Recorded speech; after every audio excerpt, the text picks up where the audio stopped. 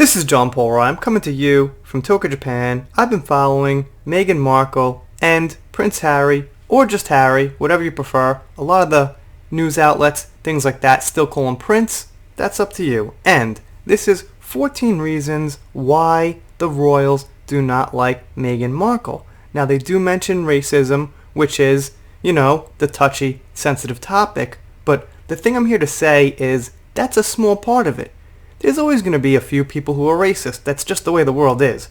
But I think there are many, many other good reasons. And if those reasons weren't there, and she was being good, and she fit in great, then I think the racism would only play a very, very small role in it. So here we go. Well, this should say 14 reasons Meghan Markle is the most unpopular royal. She doesn't know British history.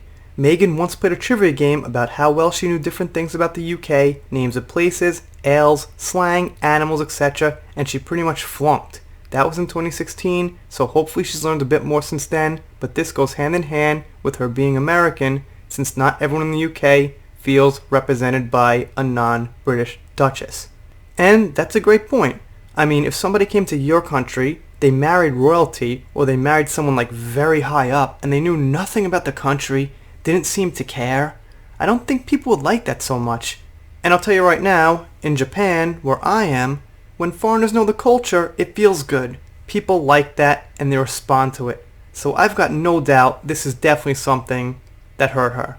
She's blamed for Harry's exit. Meghan has been compared to a modern-day Yoko Ono who many believe is responsible for the Beatles' breakup. Because Prince Harry has been a beloved royal since birth and Meghan arrived on the scene only a couple of years ago, some people have accused her of stealing Harry away from the monarchy, never mind that Harry has very much wanted not to be a part of the royal family for years and is capable of making his own decisions. So, they're pretty diplomatic here, which is cool. And that might be people's fault for not liking Meghan Markle, but there is always going to be that feeling that she broke the chain that she interrupted. But we'll move on from this one because that was a pretty diplomatic comment there. So this one here says that her half-sister is writing a book on her that's a tell-all book that says she's actually a really demanding person. It also says that her assistants quit, or many of them did, within the year and a half that she was a royal. So it's another sign she was demanding. So if somebody comes to a royal family from pretty much nothing, maybe, I don't even think she was in a movie, just a couple of shows, and she's demanding things from a royal family? Not so good. That wouldn't sit well with me. She left one of her dogs behind. This here, I would consider a nitpick. I mean, alright, it doesn't feel good to leave a dog behind, but I guess for the dog lovers in Britain, they didn't like that about her. She was reunited with the dog when she went back to the States, but okay, let's put that in the small detail column. She snubbed the royal family. Many believe that Meghan's decision to leave royal life reflects poorly on her. After all, she didn't even make it 2 years after marrying Harry.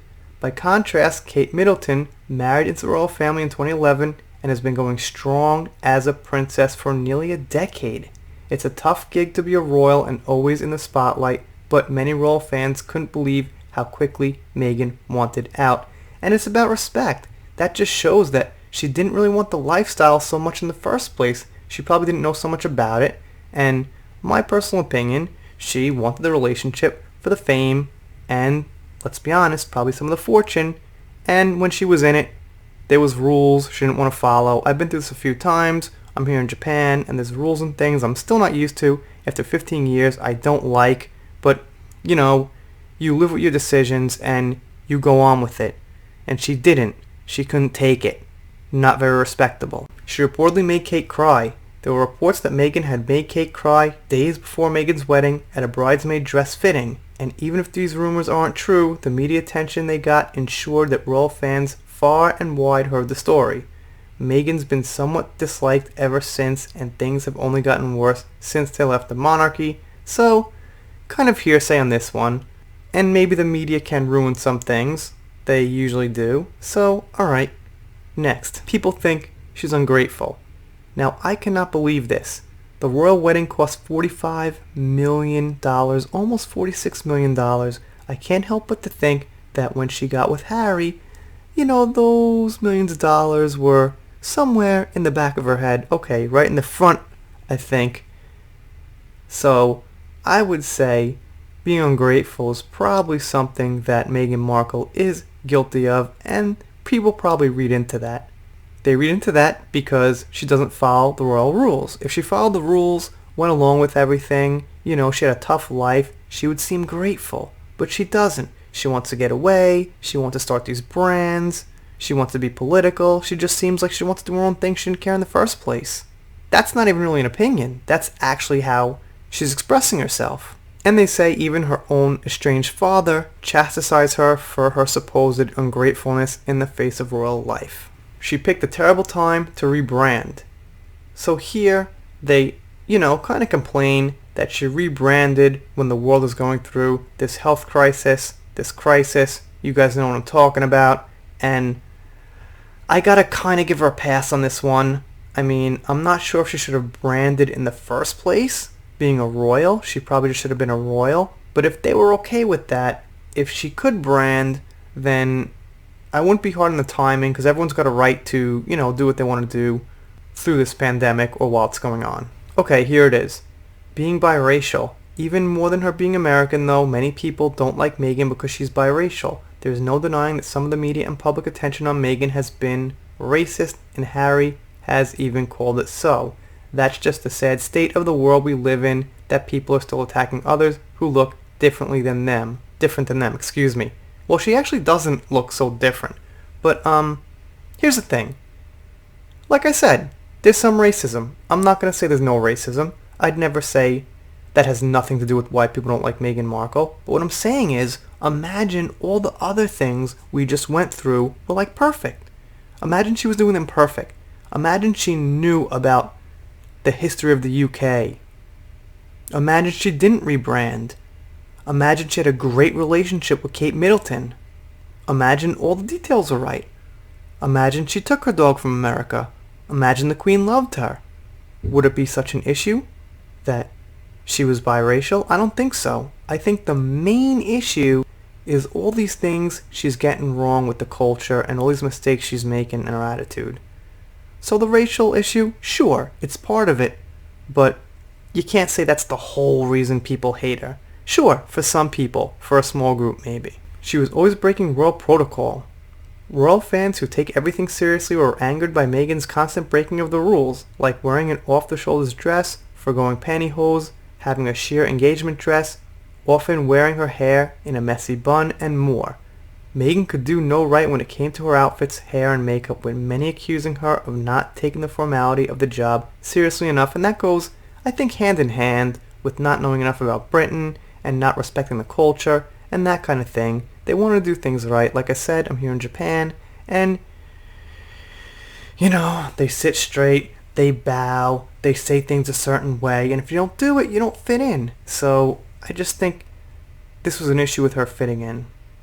And again, with the biracial thing, imagine this was right. Imagine she did everything right. She was looking perfect, like a royal.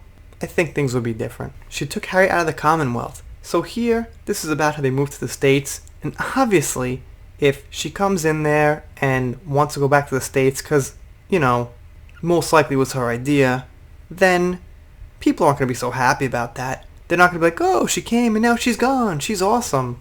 That wouldn't sit well, I don't think. She's American. And now, here's the thing. I think it has as much to do with being American as it does biracial. It's a royal British family. It's a bloodline of years and years and years. So they probably want to see someone British, born in Britain. And again, the biracial thing, what if she was born in Britain and she was half black? I think people would be less racist, okay? It's more about, I think, the nationality than the biracialness. And of course, if she lived in the UK, she'd know more about it and she'd probably follow the rules of the royals. She was too private. Another accusation thrown Meghan's way is that she was too private for someone in the public eye, unlike Kate Middleton, who did photo calls with her newborn children a day after their birth. Meghan declined to have a similar public appearance with Archie, and she's so far kept him very much out of the public spotlight. Many were sad to see that the couple didn't bring their son back for their royal tour, instead leaving him behind in Canada. Final royal tour. She's got the right to be private with her own baby, but if it's tradition and she broke it, then I could see how some people are irritated with that. So, people are very concerned with how she's treating Kate and Kate Middleton's relationship with her. I'm going to give that a pass too. That's kind of between them, and it's some speculation on the fans' part. So here you can see them, and almost every picture when these four are together, the faces are just really not happy, and Meghan is just kind of, pushing along. She's always smiling. She's never actually upset, and it's not like you found this one picture, maybe two, maybe three. This is a very consistent mood for them.